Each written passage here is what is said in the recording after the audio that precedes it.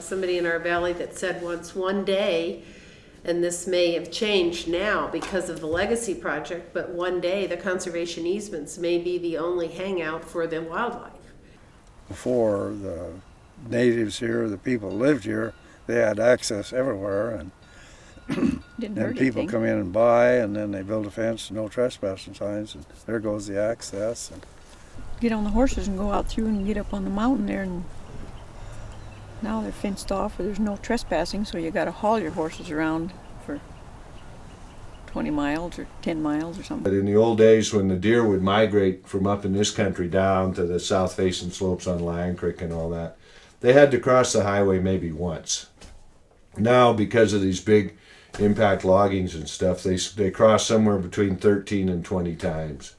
Because they cross to get to a strip of cover, but it doesn't last long, and then they hit a clear cut or something that turns them, and then they cross again. And fortunately, they can still make it. I hate no trespassing signs. You don't see them down along our place. You see a few red dots letting people know that we restrict hunting, but if people want to come in and go down to the river, well, they can. You know, that water belongs to everybody.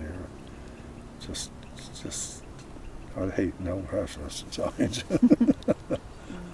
I guess first when I think about zoning, I think about all the people that have lived here for such a long time. The homestead era did come a little bit later here because it was so remote, but I look at all those folks and their kids and the land that they have, and very often it's near the river. And I hope eventually that zoning can be seen as a way to protect those interests. We've traveled a lot around the West and seen how places grow, and that's not bad or good, except that very often the growth itself then makes it harder for the people that were here before, that maybe had smaller parcels and smaller buildings and were near the river, and their wells are drawing river water very often, and that growth both increases the cost of their living here, which is very difficult because it's not really a cash economy. Lucinda and I were looking at a picture taken of Crested Butte. Lucinda, as a young girl, went to Crested Butte. She said her recollection of Crested Butte as a young girl was Swan Valley. You look at Crested Butte now, yes. It's not Swan Valley. Well, that's maybe that makes a lot of people. There's nothing wrong with Crested Butte if you want that area, and I'm sure it's been very good to a lot of people. But that kind of development, I think, we would hope does not occur here, because you can have those kinds of developments, but you very much need areas like this, which aren't developed, and which, when you think of it, a valley that sits between the Mission Mountain Wilderness and the Bob Marshall Wilderness, and you've got to keep it, I think, the way pretty much it is. And I just hope that zoning can be seen as power for local people to use it to create the place that they want to live in. Well, Tom, I don't like those words of preserve and save and all those labels that we tend to put on it, but those are often people that have spent their life in the woods, no matter what they've done, whether they've logged or worked for the government or driven the school bus or worked for the post office.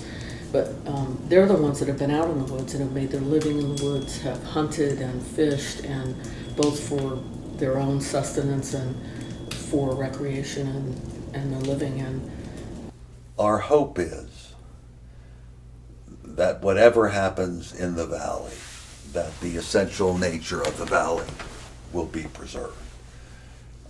And by that I don't mean that there can't be any change, because that's not realistic. Change is going to happen. So your hope is that what happens will not change the way the valley is in some material way, that it's different. That need not happen. There's a power in zoning to say, look, these are the things that we want that we need to stay healthy, that the environment, being all of us, having clean water, thinking about the air quality, looking at the health of the forest, and all those things come together.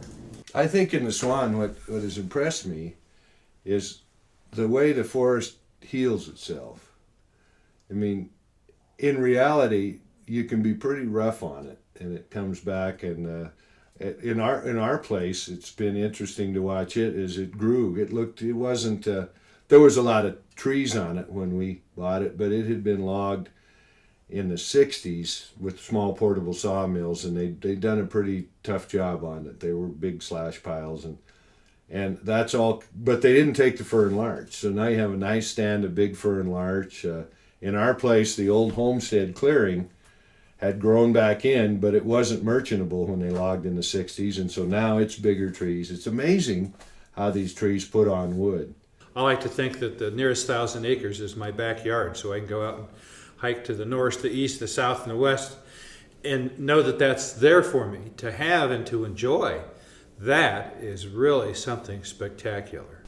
What you have here is in two different ways. You can look at it in the light of, this is my land, I'm going to do with it what I want, which is certainly true.